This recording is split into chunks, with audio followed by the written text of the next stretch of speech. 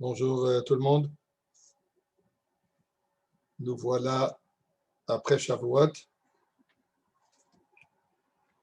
Je suis sûr, on avait tous espéré qu'on aura déjà, après la Géoula, qu'on aura déjà reçu la Torah Chadasha Miti Tetze. Malheureusement, on est encore dans le processus, mais il ne faut pas perdre Chas Shalom espoir. Il faut être rassuré que même que ça tarde, malheureusement, et ça tarde un peu trop, mais ça ne change pas le fait qu'on a la émouna absolue et on sait que ça va arriver. Je voudrais partager avec vous avant que je commence le shiur ce que le rabbi a dit Shabbat Chanukah à Tafshinun Bet. Et le rabbi dit la chose suivante, et c'est très approprié à ce que nous vivons ces jours. Le rabbi dit en Yesh Lomar, on pourrait dire Shait Karvut le Biat Mashiach Tzidkenim, le fait qu'on se rapproche à la venue de Mashiach, Higama Siba, ceci aussi, c'est la raison pourquoi les Gabrut Chosher Ba'olam. Là, la raison pourquoi il y a plus d'obscurité dans le monde. Dis pourquoi? C'est Begla les Gabrut HaKedusha, puisqu'à chaque fois quand il y a un renfort plus un rajout de Kedusha, automatiquement, Naasid Gama Gabrut HaLeumatze.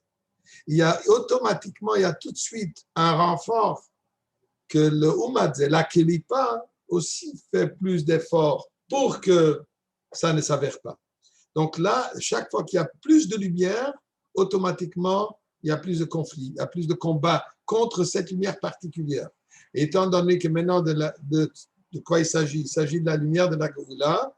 Pour ça, on voit toutes sortes d'événements qui donnent semblance, qui donnent l'impression que c'est contre la Géoula. Et effectivement, c'est l'obscurité qui se bat contre cette Géoula.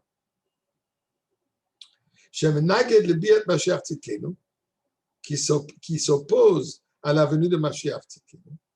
Et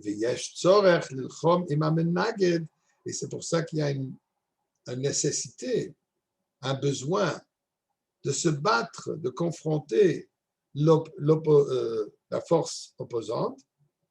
Et c'est ça ce qu'on dit dans le Rambam, Yilchom Milchamot Hashem, que Mashiach, il va se battre les guerres de Dieu. Qu'est-ce que ça veut dire, il va se battre les guerres de Dieu? Dit le Rebbe, c'est ce que ça veut dire. Ça veut dire qu'il va se battre cette guerre. Mashiach veut que la Géoula arrive. Mashiach veut se dévoiler. Et il y a la force des Klippas qui s'oppose. Alors, c'est ça la confrontation que lui-même, il mène aussi contre la Géoula, contre les forces opposées pour que la Géoula s'avère. Et c'est ce qui est intéressant, ce que le Rebbe nous dit ici, que ce que nous voyons aujourd'hui, surtout ce que nous avons vu dernièrement, Rahman al-Tzal en Eretz Israël, ce qui est arrivé à l'Akbar Omer Amiron, et ce qui est arrivé, c'est la guerre, cette confrontation, que d'un côté, c'était effrayant, avec beaucoup de dégâts, mais de l'autre côté, des miracles qui sont, je crois, encore supérieurs que des miracles qu'on a vus quand le Rebbe a parlé à la guerre des 6 jours, qu'il y avait des miracles. Ou l'année de Shnat Niflaot Haren, au Tafshinun Aleph, que le Rebbe a parlé alors, durant la crise du Golfe. Mais ça, c'était des miracles. Est-ce qu'on peut s'imaginer que ça veut dire 4000 roquettes, fusées, et aucune, presque, je dirais aucune, n'a fait, au maximum, ils ont fait des dégâts financiers, émotionnels. Malheureusement, je crois qu'il y a eu deux ou 3 âmes juives qui ont été perdues. Mais c'est ce qui est complètement incompréhensible. Ça tombe sur des immeubles, ça tombe sur des maisons. Et ça, un autobus, quelques secondes, 15 secondes avant, les soldats sont sortis. Et ainsi de suite, vous connaissez les histoires aussi bien et mieux que moi. Donc, il faut apprécier, comme nous voyons que Effectivement, il y a la clipa qui se bat, mais on voit la main de Dieu comme il nous protège. On voit comme c'est le temps de la Goula qu'on est protégé de ces dangers extraordinaires. Et j'irai encore un pas plus loin, comme la clipa elle-même, elle reconnaît que c'est miraculeux. Ils avaient interviewé, je crois que c'était Nasrallah ou je ne sais pas qui, Marchement Bezicham. Et quand on lui a posé la question, on a dit, guys, est-ce que vous ne savez pas tirer droit? Qu'est-ce qui se passe avec vous? Vous tirez, il n'y a rien qui n'arrive. Ça tombe chez vous. 500 tombent sur votre tête vous-même. Une partie tombe dans les endroits ouverts. Est-ce que vous n'êtes pas capable de tirer comme il se doit? Il a répondu, qu'est-ce que je peux faire que leur Dieu détourne tous les visées? C'est lui qui détourne. La clipa elle-même qui reconnaît Etzba Elohim, exactement ce que Pharaon a dit en sortant d'Égypte. Là, il a reconnu Etzba Elohim. Et c'est ça, c'est cet aspect, c'est ça le concept de la Goula, comme ça transforme, ça amène, ça, que la clipa elle-même aussi, elle reconnaît déjà qu'en réalité, que tout est de et par Akadosh Baruch. Donc, ce que nous devons faire, c'est se fortifier dans notre émouna, se fortifier dans la mifza, se fortifier de ne pas perdre chas v'shalom, émouna, ne pas perdre espoir, chas v'shalom, et savoir que en un laps de moment, Hinezeba, on le verra et on sera tous déjà en Eretz Israël avec Mashiach lui-même. Maintenant, quand on parle de Mashiach lui-même, on a commencé il y a 2 semaines déjà d'ailleurs, un sujet, on n'a pas fini, donc je vais reprendre et on va essayer de le finir aujourd'hui. J'espère qu'on ne devra pas le finir puisqu'on aura la Goula déjà. Un instant, je m'excuse. Faire share screen.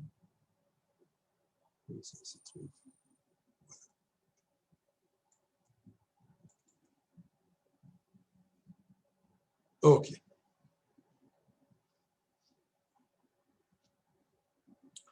Alors, on avait vu le Rambam, le Chot Melachim, où le Rambam nous dit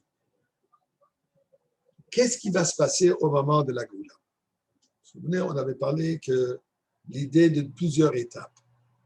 Alors, on va reprendre du début, où le Rambam nous dit qu'on ne se fasse pas des idées, qu'on ne pense pas.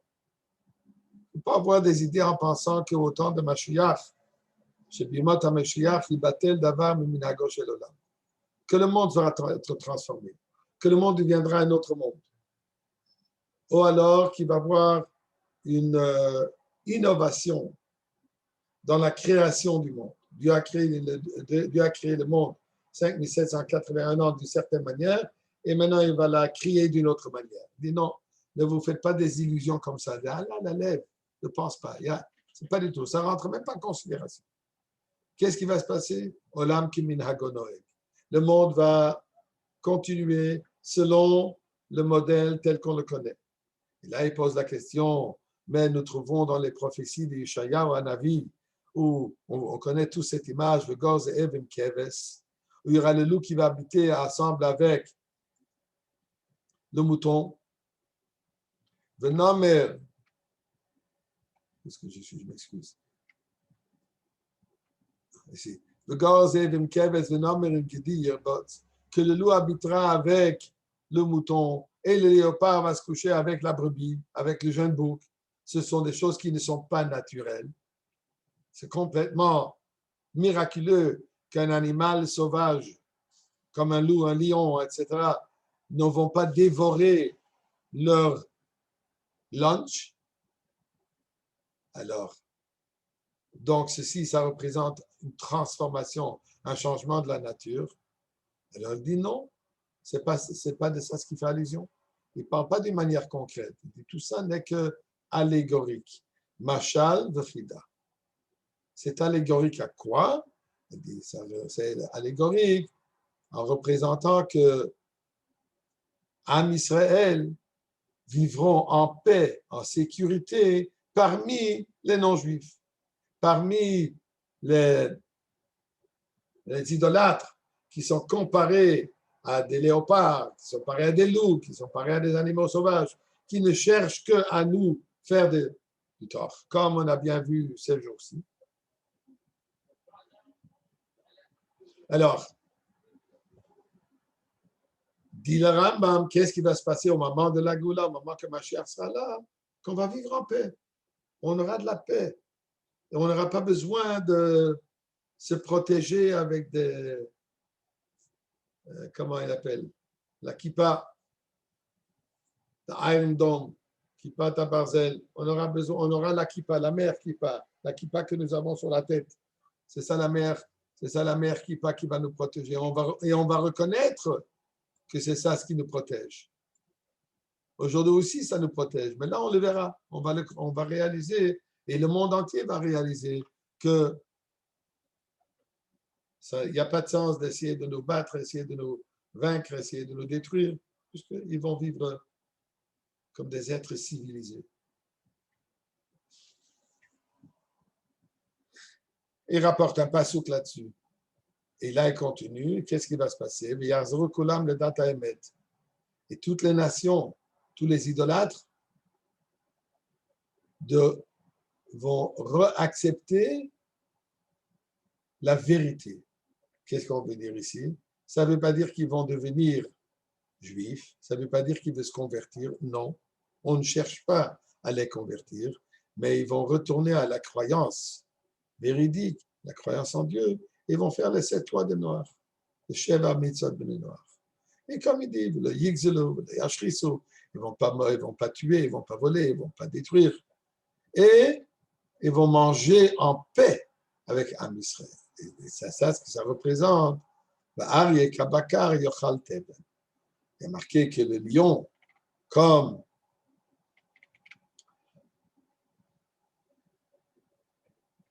il dit,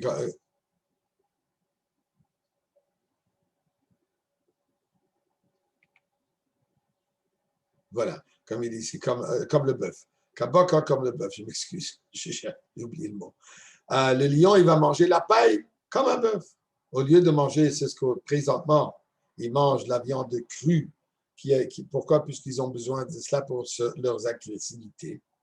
Puisque c'est la viande crue et le sang qui donne l'agressivité à l'animal. Et pour ça, l'animal agressif a besoin de manger sa nourriture. Mais dès qu'à le moment, ce qui veut dire est que le lion, ça veut dire va manger la paille comme le bœuf, mais ceci représente que le lion qui est représenté par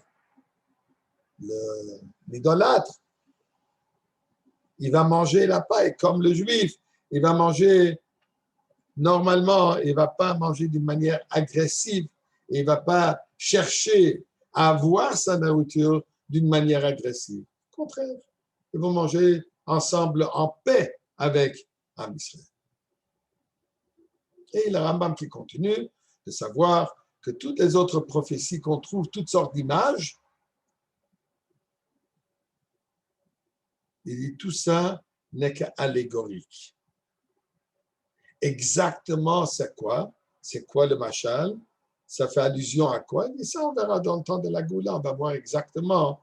Au moment de Mashiach sera présent, là, on va savoir exactement à quoi ça faisait allusion. Aujourd'hui, on a une idée générale.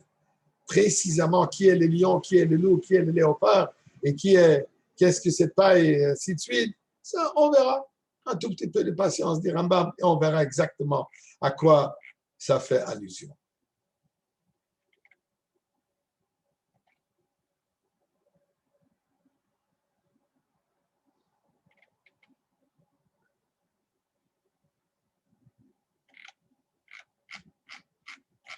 Ah, je m'excuse.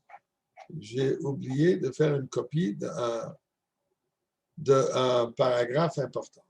Et là, le Rambam rapporte tout ce que nous voyons, tout ce que je tire cette réalité, dit Rambam. D'où est-ce que je sors cette halakha?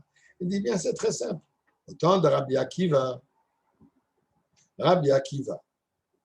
et ses contemporains, ils ont pensé, ils ont accepté Bar Korva ben Kuziva, que lui, il est le Mashiach. Il était roi, mais il n'a pas fait aucun miracle. Il n'a pas fait des miracles. Comme il a dit, comme on l'a vu au début, il a dit clairement que Mashiach ne doit pas faire des miracles. Mashiach, tout ce qu'il doit faire, c'est nous enseigner la Torah et assurer qu'on se comporte comme il faut. Et voilà, Ben Koziva, il n'a pas fait de miracles du tout. Et pourtant, malgré le fait qu'il n'a pas fait de miracles, Rabbi Akiva l'a proclamé, l'a considéré comme le Mashiach. Alors, si Rabbi Akiva l'accepte, Bar Korva Ben Koziva, même, et le considère Mashiach, ça prouve qu'on n'a pas besoin qu'il fasse des miracles. Ça suffit qu'il mène Am Israël dans le bon chemin. Ça suffit qu'il garantit qu'il y a la paix, que Am Israël se trouve en paix et on peut suivre la Torah. Et quand est-ce qu'on a su qu'il n'est pas le Mashiach? Et ça, c'est quelque chose d'important à souligner.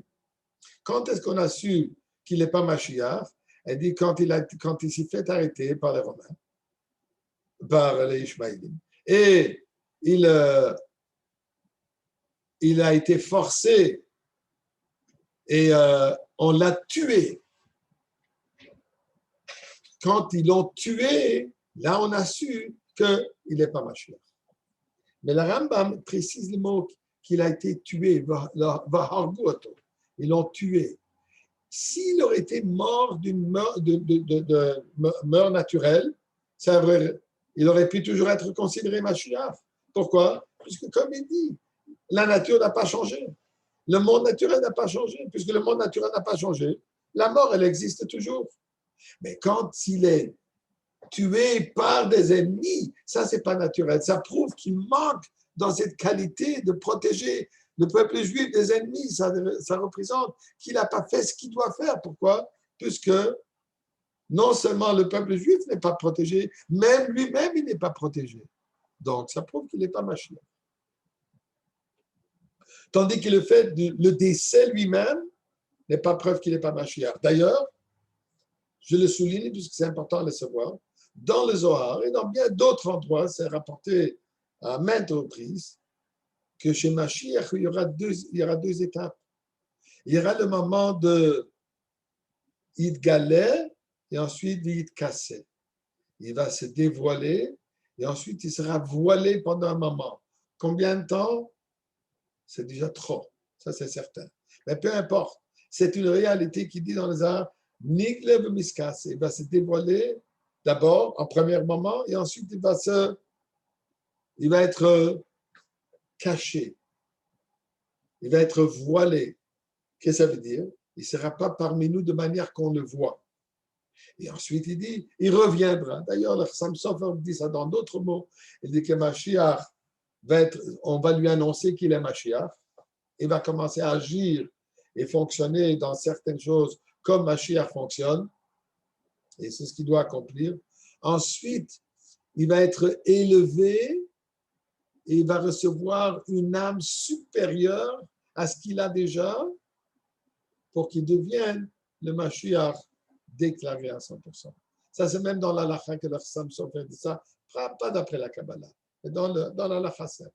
Donc, revenons à ce qu'on avait dit ici, que le Rambam est d'opinion que le monde ne sera pas transformé, le monde naturel sera tel qu'il est, ce qui aura des différents, que l'humanité va être transformée. L'humanité non juive, et bien sûr le juif aussi, que chacun va arriver à sa perfection, que l'humanité, le non juif reconnaîtra la vérité de Dieu, reconnaîtra l'existence de Dieu, et ils vont suivre les 7 lois de Noé.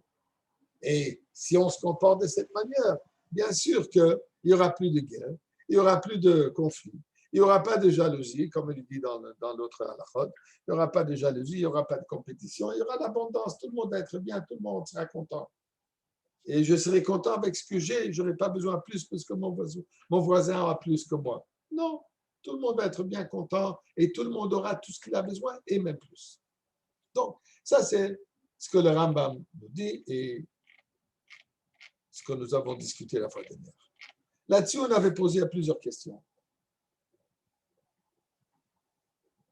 Question qu'on avait posée.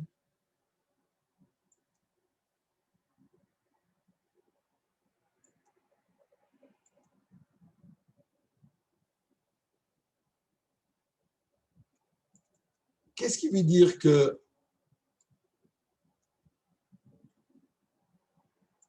il n'y aura pas de changement? Mais pourtant, on trouve dans le Passouk, la Torah nous dit dans Bechukotai, si vous allez suivre mes mitzvot, alors je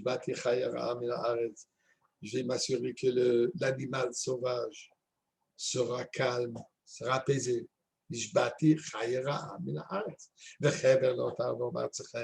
vous n'aurez plus de guerre dans votre pays. Bon, là, on peut dire des guerres, ça Rambam le dit aussi. Mais pourtant, dans la Torah, il y a marqué clair. Je vais calmer, je vais transformer que l'animal sauvage ne soit pas agressif. Ça, c'est une transformation. Qu'est-ce que le Rambam va faire avec ce passage? Alors, à ceux qui veulent répondre, disent oui, c'est aussi allégorique. Mais dans la Torah, on ne peut pas dire que c'est allégorique. Dans la Torah, les choses sont claires. La Torah, c'est précise. Dans les prophéties, oui, ça peut être allégorique, mais pas dans le Chumash. Dans le Chumash, il faut que ça soit précis, concret.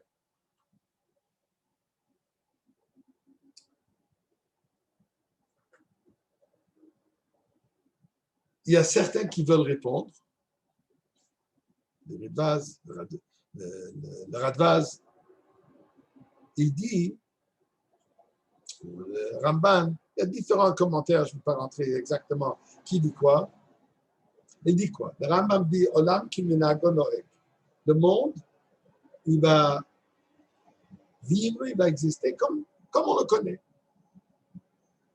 Mais il dit, il va vivre dans son rythme naturel. Essayons de voir c'est quoi la vraie nature de cet animal. Est-ce que la vraie nature de cet animal, est-ce qu'elle est d'être agressive ou elle était toujours un animal domestiqué, un animal non agressif? À un certain moment, cet animal est devenu agressif. Quand est-ce qu'était ce moment? Quand Adam Arishon a commis le péché de Etzadat, quand il a goûté de l'arbre de sagesse. Là, il y a eu la transformation de Gan Eden, il a été renvoyé de Gan Eden et le monde a été transformé. C'est là où le monde est devenu un monde où il y a la clipa. Avant cela, il n'y avait pas ça. Alors, d'origine, comment l'animal était créé, ainsi que les arbres, comme il y a marqué qu'à Tidin, au temps de la Goula, il en est Srak, les arbres qui sont aujourd'hui juste des sapins qui ne donnent pas de fruits, vont donner. Ça, c'est un changement. Il dit non, ce n'est pas un changement. C'est au retour de ce qu'il était. Qu'est-ce qu'ils étaient à l'origine? À l'origine, ils étaient tous des animaux gentils. Ils n'étaient pas sauvages. Ils n'avaient pas besoin de cette agressivité. Ils se sont comportés comme, un peu comme je ne sais pas si j'en avais parlé, mais comme c'était dans le temps de la Teva de Noach. Qu'est-ce qui s'est passé dans la Teva de Noach? D'après les commentaires, qu'est-ce qu'ils ont mangé? Ils ont mangé ils ont mangé la paille. Il n'y avait pas moyen il n'y avait pas moyen de garder de la viande pendant 1 an pour tous les animaux sauvages. C'est clair. Qu'est-ce qu'ils ont mangé? Ils ont mangé de la paille, tous les animaux sauvages. Et pourquoi ils ne se sont pas battus entre eux? Pourquoi même qu'ils avaient des cages? Mais n'oubliez pas, ces cages, ils étaient faits en bois. Ça ne devrait pas être tellement compliqué pour le rhinocéros ou pour n'importe quel animal que vous voulez penser qui est un peu plus fort, de donner un bon coup et de défoncer les murs de cette teva. C'était que de bois. Ils ont facilement pu le défoncer. Ça n'a pas été fait. Pourquoi? Puisque dans la Teva, il y avait l'ambiance de la Géoula. Dans la Teva de Noach, il y avait l'ambiance de la Géoula. Et pour cela, Noach devait être forcé de sortir, comme est marqué. Noach ne voulait pas sortir. Les animaux ne voulaient pas sortir non plus. Ils étaient bien là-bas. Ils se trouvaient déjà dans le temps de la Géoula. Donc, nous voyons que dans cette époque de Géoula, qu'est-ce qui se passe? L'animal revient à ce qu'il est. Puisque l'impureté du monde est nettoyée, autant, ça c'était le temps de Maboul, c'était quoi le déluge? C'était le nettoyage, la purification du monde.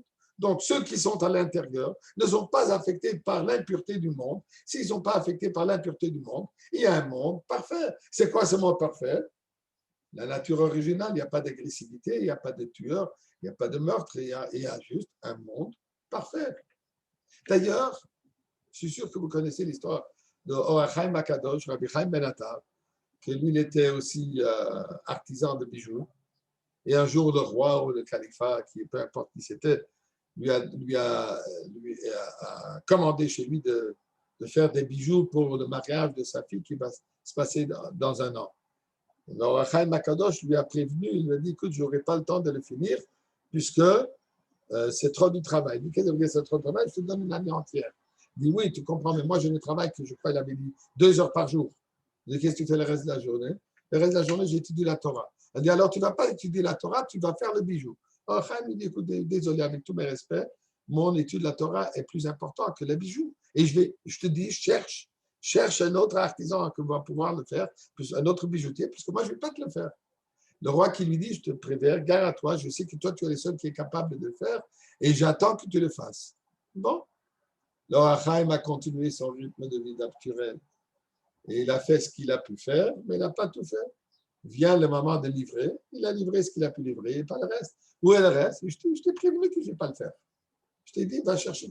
Le roi il est devenu tellement furieux, et le roi avait aussi une cage de lion. Il a demandé à ses serviteurs de prendre leur Chaim et de le jeter dans le cage de lion. Ce qu'ils ont fait. Après un moment, les gardiens sont venus au roi et lui ont dit, venez avec nous, cher roi, on va vous montrer une image extraordinaire. Lui, il s'attendait de voir des os dévorés. Il voit que le Chaim HaKadosh, il est assis dans la cage, en train d'étudier, et les lions autour de lui, qui s'accroutent à côté de lui, et qui le protègent et qui font ce qu'ils ont à faire. Et des histoires comme ça, il y avait Daniel Begov Arayot, comment c'est l'histoire. Il y avait fameuse histoire avec celui, j'oublie son nom, il était dans une caravane qui devait passer le désert et ils lui ont dit, et ils ont promis qu'ils ne vont pas voyager Shabbat. Le pauvre, ils les ont voyagé Shabbat, il a décidé de rester seul dans le désert, tout seul. À un certain moment, il y a un lion qui est arrivé, s'est accrouté à côté de lui, l'a protégé tout le Shabbat, et après Shabbat, il a fait signe, viens, montre son manteau, et l'a ramené au groupe de voyageurs. Donc, nous trouvons cette réalité que l'animal respecte la Kedusha. Pourquoi? Puisque par lui-même, il n'a rien. Il est là, il est sauvage quand il n'y a pas de Kedusha. Mais quand il y a la Kedusha, il y a une histoire qui me revient à la tête, si vous me permettez. Le rabbi, vendredi soir, dans le temps qu'il allait à la maison plus tard, il mangeait dans la bibliothèque à côté. La rabbinite venait à la bibliothèque à côté de Samti, alors il mangeait là-bas. Et plus tard, après Chav Shvat, après le décès, depuis le décès de la rabbinite, le rabbi mange dans sa chambre, il reste dans son bureau. Mais quand le rabbi rentrait chez lui le vendredi soir, Shabbat, des fois il rentrait très très tard. Parfois il restait jusqu'à minuit, 1h du matin. Et ensuite il est rentré. Alors il y avait des bachourim, il y avait toujours 3 bachourim qui accompagnaient le rabbi un peu retiré, un peu derrière le rabbi, un peu retiré, pour que le rabbi ne marche pas seul la nuit. D'abord, Tamid Chacham, ça dit qu'il ne marche pas seul dans la rue pour Kavod, et comme ça. Et il fallait s'inscrire, tout un route, il y avait tout un tirage de l'eau qui va aller, ainsi de suite. Un jour, un soir, je devrais dire, un vendredi soir, le Rebbe décrit la rue, 770, il va de 770 jusqu'à Brooklyn. À Brooklyn, il tourne à gauche. Et ensuite, il tourne à droite pour aller sur la rue Président et au milieu du bloc, vers la fin du bloc, le Rabbi habite.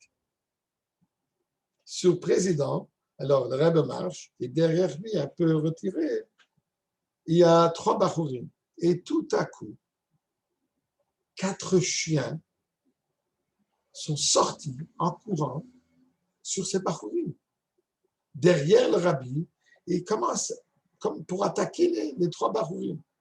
Les pauvres Bachurim, ils se sont effrayés, ils ne savaient pas quoi faire.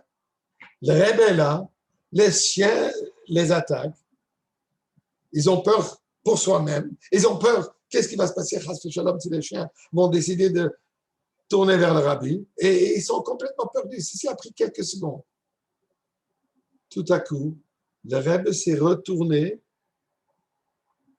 et regarde les chiens, et les chiens se sont enfuis. Et là, le Rebbe dit au Bachurim, avec un sourire, il dit en yiddish, nous, wer hitwemen, qui protège qui? Mais qu'est-ce qui se passe ici? Le Rebbe a regardé, ces chiens, ils ont disparu. Quand il y a la Kedusha, la Klippa n'existe pas. Donc, ça c'est la manière comment, particulièrement le Sefer Avodat HaKodesh, lui, il va expliquer que c'est ça ce que le Rambam fait allusion. Que quoi que les animaux sauvages vont revenir à leur nature originale qui était des animaux gentils. Dit le Rebbe, c'est très beau, mais ça ne fit pas dans le Rambam. Pourquoi? Puisque le Rambam dit que les choses vont retourner telles que nous les connaissons. Le monde tel qu'il est présentement. Il ne parle pas tel qu'il était dans le passé. Il parle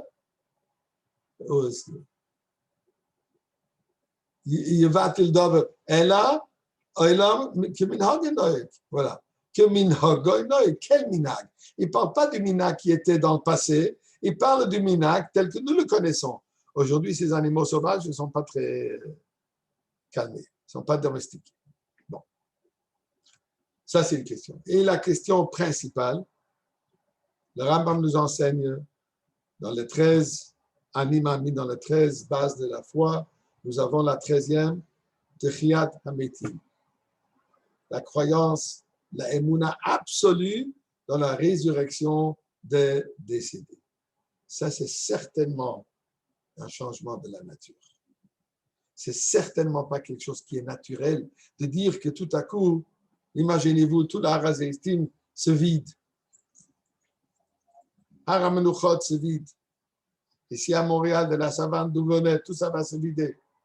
Ça, c'est certainement contre la nature, contre le minhago de l'olam. Aujourd'hui, on n'enterre pas, il n'y a pas de triotamésim. S'il y a eu quelquefois quelques miracles qu'on a eu avec différents neviim qu'ils ont fait, ça c'est autre chose. Donc, comme on a vu que le Rebbe a fait une fois, Mamash triotamétim, quelqu'un, Simchat Torah. Bon, ça c'est autre chose, mais ça c'est l'exception. Ce n'est pas l'ordre naturel. Que triotamétim, que tous les décédés, tous les morts vont revenir. Alors, comment est-ce que le Rambam, qui lui-même, il nous dit qu'il faut croire en Triyatamétim et que Triyatamétim, il dit le 12e animamin, c'est la venue de Mashiach. Animamin, Nubiat Mashiach. Le 13e animamin, le 13e et le dernier animamin de Triyatamétim. Alors, décide où c'est naturel, ou c'est pas naturel. Dit le Rebbe ici, un chidouche, si on peut dire ça, comment le Rebbe explique, il nous raconte qu'il y a 2 étapes dans la venue de Mashiach. Il y a la première étape. La première étape, elle est ce moment où le monde garde son rite naturel. Il n'y aura pas de changement dans la nature du monde. Mais qu'est-ce qui va se passer? Les êtres humains atteindront leur perfection. Et de là à comprendre que non seulement que l'être humain va atteindre sa perfection, mais la nature elle-même, elle va atteindre une perfection supérieure que ce qu'elle a connue jusqu'à présent. Mais d'une manière naturelle, qui va se manifester naturellement. Prenons un exemple. Imaginez-vous, si quelqu'un nous aurait dit il y a 30 ans qu'on va prendre un morceau de métal avec un peu de plastique avec certaines choses et on va pouvoir avoir comme la Torah Kula dans ce petit outil. Et avec ça, on pourra parler au monde entier. On peut monter sur un Zoom ou sur une autre compagnie et quoi, se voir, discuter de n'importe quel coin du monde. On peut se trouver au milieu du désert et parler au monde entier. La Gemara nous dit, pose la question, mon cher Rabbeinu, quand il parlait au monde entier, comment est-ce qu'on l'a entendu? Comment est-ce que les millions de personnes ont pu l'entendre? Alors, une opinion dit très simple, miracle, comme toutes les choses qui se sont passées là-bas. Tout était miraculeux. Et une autre opinion, ils n'ont pas entendu. Effectivement, non. Ceux qui étaient proches ont pu entendre. Ceux qui étaient plus loin n'ont pas pu entendre. Ils ont besoin qu'on le répète. Mashiach, il doit parler à 7 milliards d'êtres humains. Il doit nous enseigner à tout le peuple juif, Torah, Chadasha, Mititetse. Il va, disons, prenons un chiffre, il va enseigner à 20 millions de personnes. Comment est-ce qu'il va nous parler? Comment est-ce qu'on va l'entendre? Alors, on va dire quoi? Un miracle. D'accord, miracle. Mais quelle sorte de miracle? Un miracle revêtu dans un objet naturel. Il pourrait être dans sa chambre, dans son hichal, là où il va décider d'être Sem Betamigdash, Sem Bimkomo. Je ne rentre pas maintenant dans la sikha que le rabbi a parlé de Bet Rabbeinu Yosef Bavel, notre sikha. Mais de là où il sera, le monde entier peut l'entendre. Qu'est-ce que ça veut dire? Que la matière elle-même se perfectionne. Dans le monde de la médecine, le monde de médecine parle aujourd'hui un nouveau langage. On parle un langage où c'est possible qu'un être humain puisse vivre, ils disent 1000 années, il y a d'autres qui disent qu'il vivre toujours, éternellement. Pourquoi? Parce que c'est fort possible que le corps lui-même peut se régénérer. Pourquoi est-ce qu'on meurt derrière Khateva? Puisque le corps arrête à fonctionner. Mais si le corps reste toujours en bonne santé, il n'y a aucune raison derrière Khateva qu'il meurt.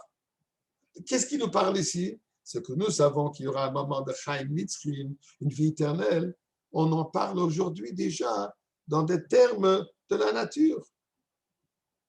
Quand le passouk de dire Even Mikir Tizak, Even Mikir Tizak, que la pierre qui se trouve dans le mur, elle va crier. Disent les Mefarshim, le rabbin précédent rapporte ça. Qu'est-ce qu'il va crier? Il va nous raconter tous nos secrets que nous avons fait dans notre chambre. Tout ce que nous avons fait, qu'on pensait que personne voit, la pierre, elle voit, et elle va nous raconter tout ce qu'on a fait. Bon, miraculeux. Aujourd'hui, ce n'est pas nécessairement miraculeux. On peut avoir un tout petit outil, un iPhone, un Android, un petit gadget, ça peut enregistrer, ça peut tout dire, ça peut raconter. Vous vous rendez compte? Imaginez-vous combien de voitures circulent dans le monde. Vous pouvez mettre votre GPS ou votre Waze et quelqu'un vous dira exactement si vous allez dans le bon chemin ou vous n'êtes pas dans le bon chemin. Qu'est-ce que ça veut dire? Et ça, c'est naturel. Non, c'est toujours depuis qu'il y a marqué dans la Mishnah, Ain Roev, Ozen Shomad, bien sûr, ça en parle à un niveau spirituel, à un niveau divin. Mais c'est ce que le Rambam nous dit, que le Olam lui-même sera perfectionné. Il atteindra un niveau qui, l'objet, non seulement ne va pas contrarier le Torah et Mitzvot, mais au contraire, cet objet va nous aider, va nous faciliter à étudier la Torah comme il se doit. On parle aujourd'hui de, comment ils appellent ça, l'intelligence artificielle.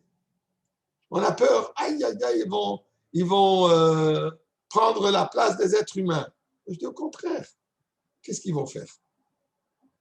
Ils vont nous nettoyer les maisons, ils vont nous préparer ce qu'on a besoin de préparer. Tout le temps que nous devons mettre pour les choses naturelles qui sont nécessaires pour la vie, elle va nous le faire. Ce robot va le faire. On aura tout le temps pour étudier la Torah. Au contraire, c'est une chose extrêmement positive. Si je ne dois pas prendre un quart d'heure ou 5 minutes ou 10 minutes ou 3 minutes pour préparer mon café, mais il va me le préparer tout de suite exactement tel que je l'aime. Et je peux tout de suite aller étudier le Mamach Hassidut. Alors, c'est 5 minutes de gagner pour étude, et ainsi de suite. Donc, qu'est-ce qu'il dit ici? Que le monde naturel atteindra sa perfection. Ça, c'est, d'après le Rambam, la première étape. Et à ce moment, Mashiach, il doit influencer tout le monde à mener une vie de Torah et mitzvot, comme il a dit, comme on a vu, comme on a dit, Yilchom Milchemet Hashem, comme on a vu tout à l'heure, Yilchom Milchemet Hashem, il va se battre contre les forces de la Kilipa, il va nous influencer, il va nous amener. Yaakov, ça veut dire forcer, mais il y a deux manières de forcer. Il peut forcer avec un coup de poing, comme il peut forcer avec l'amour. Et le Rebbe nous enseigne, le Rebbe nous apprend de forcer. Donne tellement d'amour, donne tellement de gentillesse à l'autrui qu'il ne pourra pas te refuser de mettre le tefillin. Tu peux venir avec agressivité, il faut que tu mettes le tefillin, sinon le ciel va te tomber, tu vas sur la tête, tu vas te retrouver dans les... Non, non. Le Rabbi dit non. Attire-le, force-le par ton amour qui ressemble. La Vat Israël que tu as envers lui, puisque et c'est pour son bien. C'est lui qui va profiter, c'est lui qui va gagner. Tout Israël vont profiter. Le fait qu'il va mettre une fois tefillin, ça peut amener la lumière infinie, la Goula Mamash. Qui ne veut pas être celui qui peut transformer toutes les souffrances du monde entier par le fait que je vais faire une mitzvah. Si on présente cela à une personne, ça c'est Yaakov. C'est comme ça qu'on le force. Il ne peut pas refuser puisqu'il voit le bien, il voit le zechut extraordinaire, le mérite extraordinaire, la chance extraordinaire qu'il a de pouvoir participer dans ce shutafut, de devenir shutaf avec Akadosh Baruch Hu. Donc tout ça, dit le Rambam, explique-nous, le Rabbi nous explique. Ça, c'est la première époque. Deuxième époque, ça sera l'époque du Triat Hamiti. Une fois que tout cela est établi, et il a déjà même construit le Beth Amikdash, et on se trouve tous en Eretz Israël.